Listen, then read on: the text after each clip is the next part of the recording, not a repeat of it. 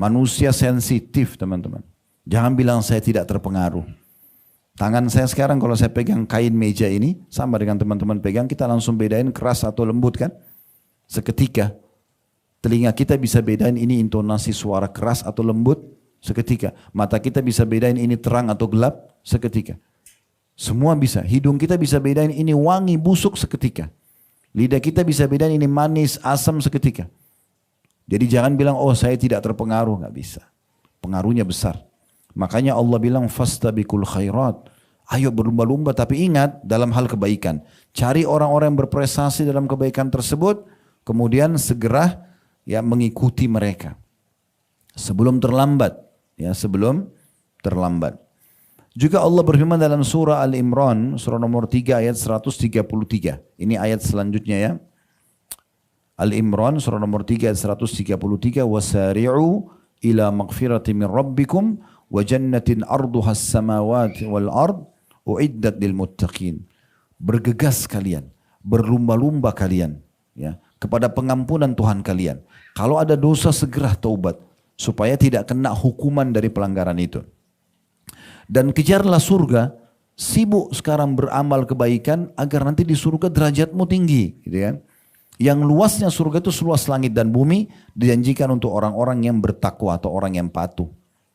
Saya ingin berbagi teman-teman, di hari kiamat nanti, semua orang akan meninggal ya. Sehebat apapun Anda menjaga kesehatan, ajal datang mati. Bruce Lee ahli bela diri sehat nggak? Mati nggak? Mati. Contoh saja. Supaya mudah difahami gitu kan. Artinya bukan saya bilang oh kalau gitu kita nggak usah olahraga. Enggak, olahraga bagian daripada memberikan hak jasad. Nanti akan kita sebutkan jenis-jenis amal soleh yang bisa kita kerjakan. Dari yang wajib, dari yang sunnah, bahkan yang mubah pun bisa berubah menjadi sunnah kalau kita niatkan. Nanti akan kita kasih dalam contoh-contoh materi setelah ini gitu ya. Tapi kita harus engah nih kalau ada batas waktu kita di dunia. Nggak mungkin kita hidup terus. Dan kalau seorang hamba akan meninggal, di waktu itu, di tempat itu dia akan meninggal bagaimanapun keadaannya. Apakah dia duduk, apakah dia berdiri, apakah dia ditabrak mobil, apakah dia ya keracunan, apa saja sebab yang jadi ceritanya manusia. Tapi dalam teori agama, ajalnya datang. Di waktu itu, di tempat itu, dia akan meninggal dunia. Makanya ada seorang salafus saleh dulu, orang saleh dulu namanya Abdullah. Beliau lagi makan siang di kemahnya.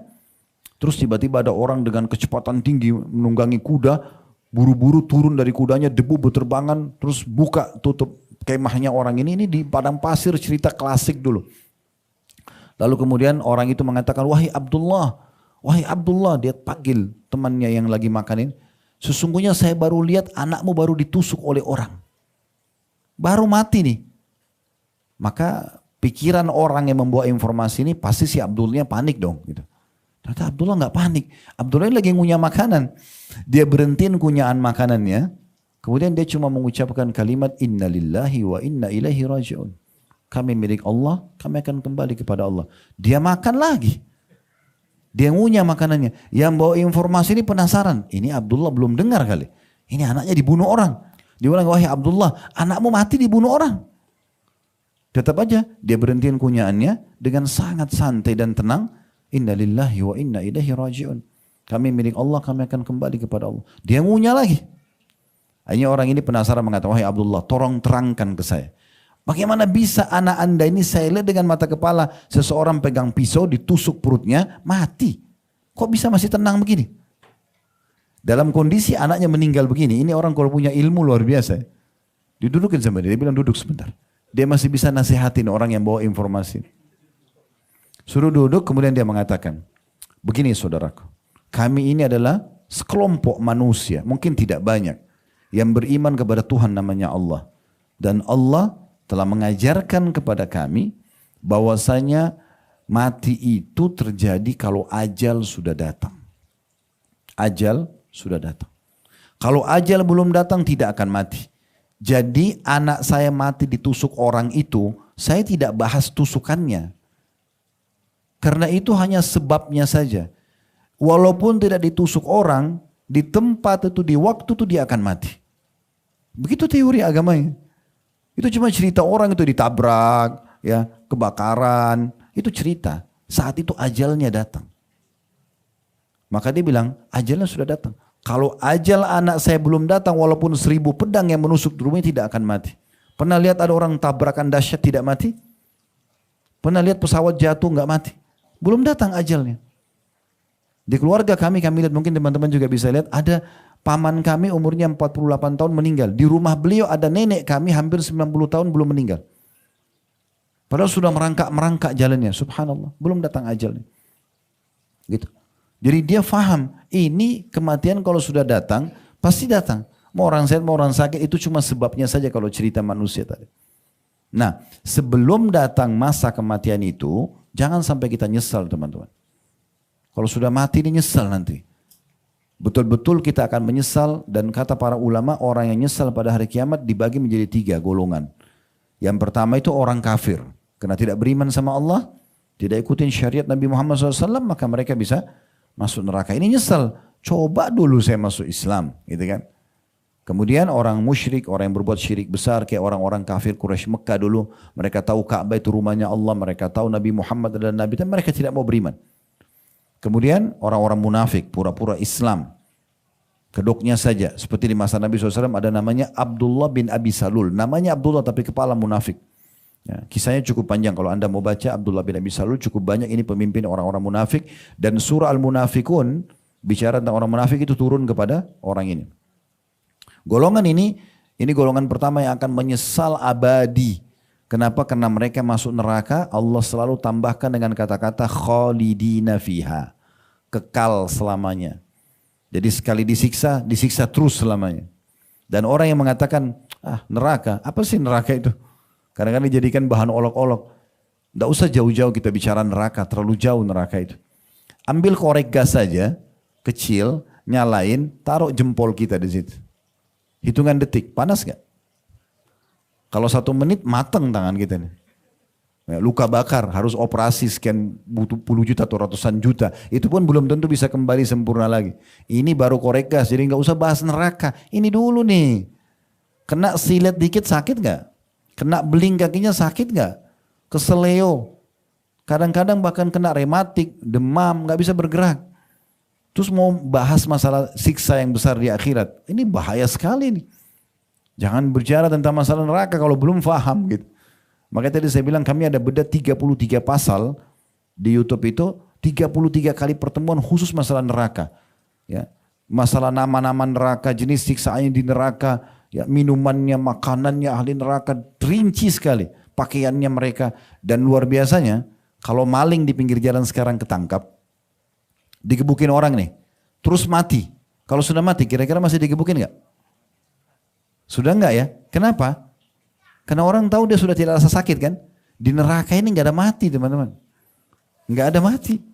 Jadi disiksa itu dalam kondisi dia dibakar nih. Dalam surah An-Nisa dijelaskan ayat 59 atau 56-nya.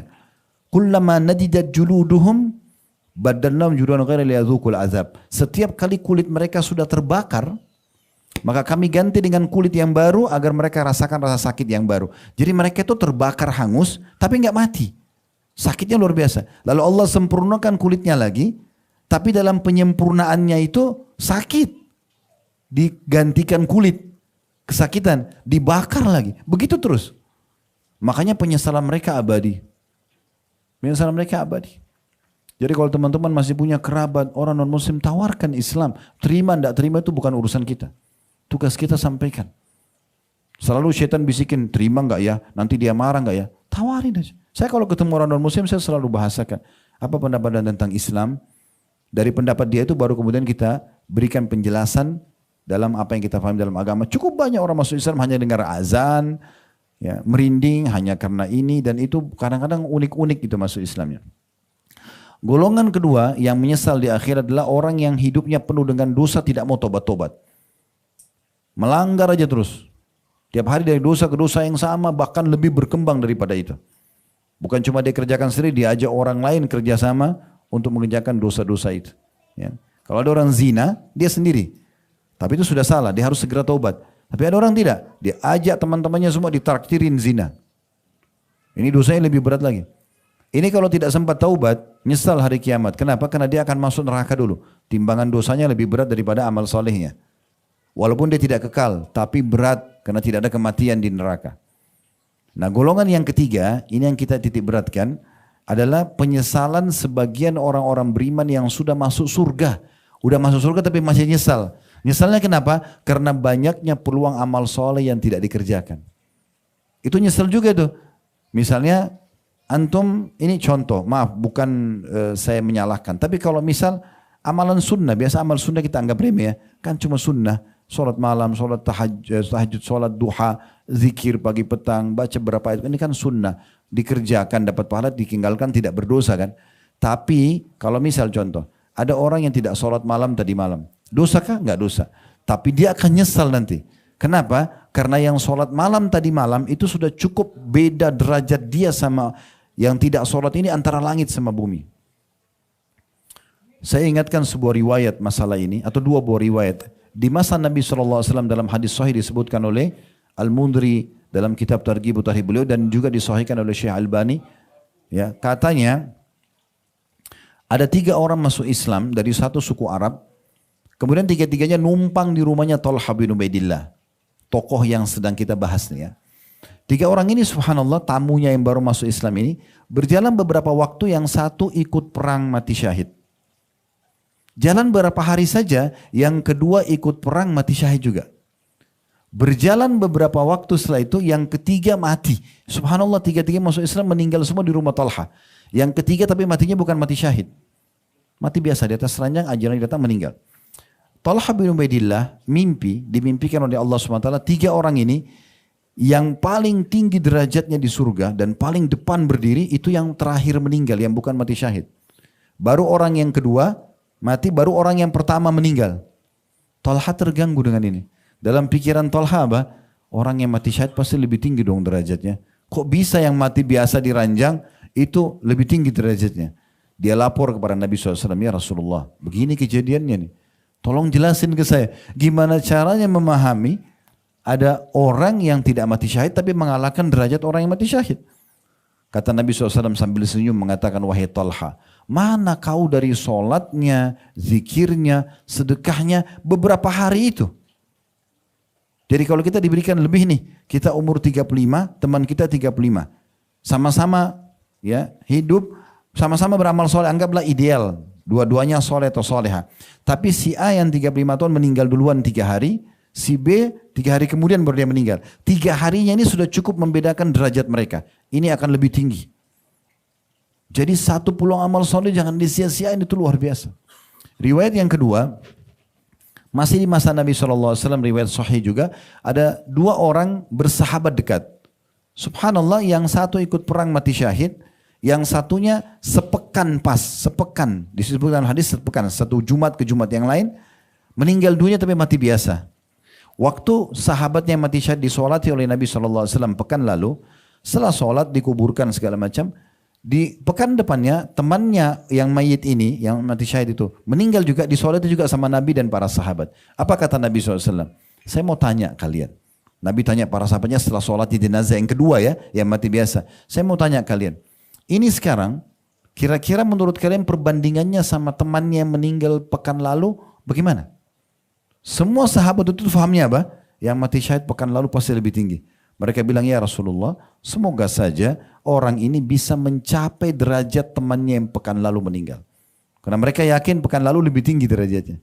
Kata Nabi SAW, ketahuilah demi zat yang jiwaku dalam genggaman manusia, demi Allah, sungguh jenazah yang baru kita solati derajatnya lebih tinggi daripada yang meninggal mati syahid tahun lalu, itu jaraknya antara langit sama bumi. Karena dia sempat ibadah seminggu saja. Ini mahal sekali. Jadi selama ada kesempatan amal soleh teman-teman, jangan ditunda-tunda. Karena itu tadi saya bilang, ini kita sepakat, ini real kita, ini tujuan utama hidup memang itu. Jangan keluar dari situ. Kemudian ada hadis Nabi SAW yang berbunyi, badiru bil amali fitanan kakita al-lail al-mudlim. Segera beramal saleh, berlomba-lomba kalian dalam beramal saleh sebelum datang fitnah-fitnah, musibah, ujian, gempa bumi, longsor, ya, apalah segala macam, perubahan politik yang terjadi, peperangan, sebelum datang semua itu. Seperti potongan malam yang gelap. Hari ini aman, besok ribut misalnya. Misalnya hari ini tenang, besok longsor, besok gempa, besok tsunami dan segala macam. Bisa terjadi. Kata Nabi SAW, segera beramal saleh mumpung masih tenang, udara oke, kita masih sehat. Ayo tuh masjid yang azan kenapa gak didatangin? Hayya 'alas shalah, ayo salat, hayya 'alal falah, ayo menuju kepada kemenangan. Ini muadzin cuma ucapin, panggilan itu dari Allah. Karena muadzin semua seluruh dunia, mau orang Arab, mau orang Melayu, mau orang bule, mau orang hitam dari Afrika, panggilannya sama kan? Berarti dari Allah itu mereka cuma perantara saja. Jawab panggilan itu sebelum menyesal nanti.